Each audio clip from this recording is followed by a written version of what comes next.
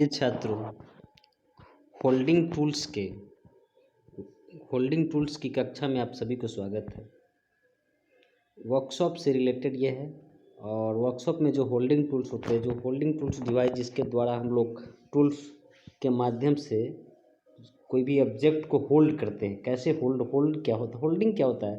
जैसे कि कोई भी टूल्स के माध्यम से कोई भी ऑब्जेक्ट को थोड़े समय के लिए या ज़्यादा टाइम तक के लिए वर्क करने के लिए होल्ड कर देते हैं, तो इसी को हम लोग होल्डिंग टूल्स बोलते हैं। तो बेंच वाइस एक ऐसा होल्डिंग टूल्स है जिसमें कोई भी मटेरियल जैसे कि माइंड स्टील का प्लेट या कोई भी रॉड या कोई भी एनी अदर कोई भी ऑब्जेक्ट को हम लोग होल्ड करने का काम करते हैं। यह बेंच वाइस जो होता है, इसकी बॉडी जो होता है कास्ट आयरन की बनी होती है। इसमें एक हैंडल जो होता है माइंड स्टील का होता है और जो स्पिंडल इस पर जो थ्रेड कटा होता है उस पर स्क्वायर थ्रेड कटा होता है। और इसमें दो जॉ होता है, एक मूवेबल जॉ होता है और एक फिक्स जॉ होता है। इसके माध्यम से कोई भी ऑब्जेक्ट को हम लोग होल्ड करने का काम करते हैं।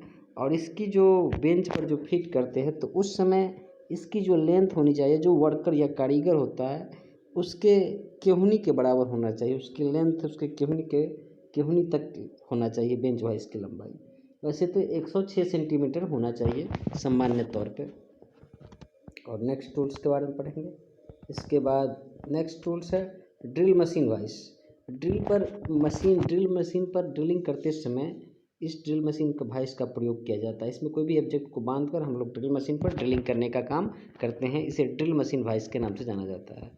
इसके बाद milling machine vice. Milling machine पर कोई भी ऑब्जेक्ट को अगर हम लोग को कटिंग करना है या कीवे बनाना है तो मिलिंग मशीन पर हेवी वाइस की ज़रूरत होती है, इसीलिए यह बहुत ही हेवी वाइस है। और मिलिंग मशीन पर इसको रखकर कोई भी ऑब्जेक्ट को उसमें डालकर आराम से हम लोग उसमें ग्रूविंग कर सकते हैं या उसमें कटिंग कर सकते हैं, इसीलिए मिलिंग मशीन वाइस का प्रयोग किया जाता है।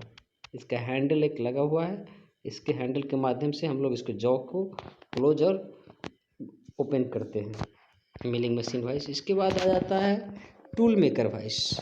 टूल मेकर वाइस क्या होता है? टूल स्टील का बना होता है। इस पर कोई भी ऑब्जेक्ट जैसे कि कोई भी टूल्स हो गया तो उस तरह की टूल्स को अगर ड्रिलिंग करना है तो कटिंग करना है, अगर बनाना है कोई भी ऑब्जेक्ट तो टूल मेकर वाइस का प्रयोग किया जाता है। ये टूल ज़्यादातर टूल रूम में ज़्यादातर इसका यूज किया जाता है, टूल मेकर वाइस का यूज। इसके बाद आपका आ जाता है लेग वाइस। ज़्यादातर इस वाइस का प्रयोग स्मिथी शॉप में किया जाता है। स्मिथी शॉप में बोले तो ब्लैक स्मिथी शॉप में जैसे हेवी वर्क के लिए इसका प्रयोग किया जाता है, जैसे भारी वर्कर कार्य के लिए इसका प्रयोग किया जाता है। इसमें एक लेग होता है जिसको जो लेग के माध्यम से एक टिका होता है और बाकी बात बेंच के सहारे इसमें लगा होता है। इसमें दोनों एक जॉ फिक्स होता है और एक जॉ स्प्रिंग के माध्यम से, जैसे ये बीच वाले वाइस के बीच में एक लगी हुई पट्टी उसमें स्प्रिंग बोलते हैं। जैसे इसको ओपन किया जाता है ये खुलता जाता है। इसके बाद ये भी लेग वाइस का ही फिगर है। इसके बाद नेक्स्ट आ जाता है पाइप वाइस। पाइप पर अच्छी ग्रिपिंग के लिए इसमें भी तरफ का थ्रेड कटा होता है, नीचे की तरफ से एक खांचा कटा, उस खांचे में कोई भी पाइप या कोई भी गोलाकार वस्तु अटैच हो जाता है, पूरी तरह से जकड़ लेता है। अब इसीलिए पाइप वाइस का प्रयोग किया जाता है। पाइप वाइस में अधिकतर पाइप को होल्ड किया जाता है, पाइप या कोई भी गोलाकार रॉड उसको होल्ड करने के लिए हम लोग पाइप वाइस का प्रयोग किया जाता है। कारपेंट्री वाइस, इसको बोला जाता है कारपेंट्री शॉप में वुड वर्किंग के दौरान कोई भी वुड पीस का कटिंग करते समय इसमें बांध कर हम लोग क्या करते हैं, कटिंग करने का काम करते हैं। तो ये वुड वर्किंग वाइस का प्रयोग किया जाता है, जिसको कारपेंट्री वाइस के नाम से भी जाना जाता है। इसके बाद हैंड वाइस। छोटे छोटे अगर की है उसको हाथ में पकड़ कर कटिंग करना है, फाइलिंग करना है छोटे से पार्ट्स को, तो उसके लिए हैंड वाइस का प्रयोग किया जाता है। इसमें एक विंग नट होता है, इसके माध्यम से इसको क्लैंप किया जाता है, ठीक।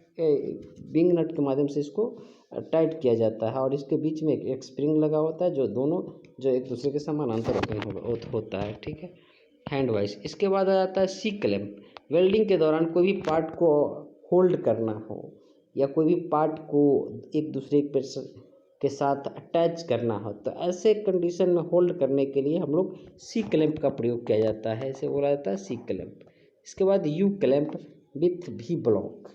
यू क्लैंप और भी ब्लॉक का प्रयोग क्योंकि ड्रिलिंग करने के दौरान अगर कोई भी गोलाकार रॉड हो या कोई भी गोलाकार शाफ्ट हो तो उसका ड्रिलिंग करना काफ़ी ज़्यादा टफ हो जाता है। तो ऐसे कंडीशन में इसमें कोई भी गोलाकार शाफ्ट को डाल दिया जाता है और यू क्लैंप वाली जो ये यू है इसके में बी एच वाले जो भी टाइप का खांचा है उसमें कोई भी गोलाकार रॉड लगा दिया जाता है और इसको ड्रिलिंग मशीन पर हो या कहीं भी कोई भी मेजरिंग करना भी हो तो दोनों में पैरेलली लगाकर हम लोग कर सकते हैं। अगर ड्रिल मशीन पर ड्रिलिंग करना हो तो इसमें लगाकर आराम से ड्रिलिंग कर सकते हैं। ऐसे में क्या होता है कि पार्ट इधर से उधर नहीं हो पाता है, तो ये यू क्लैंप का प्रयोग किया जाता है।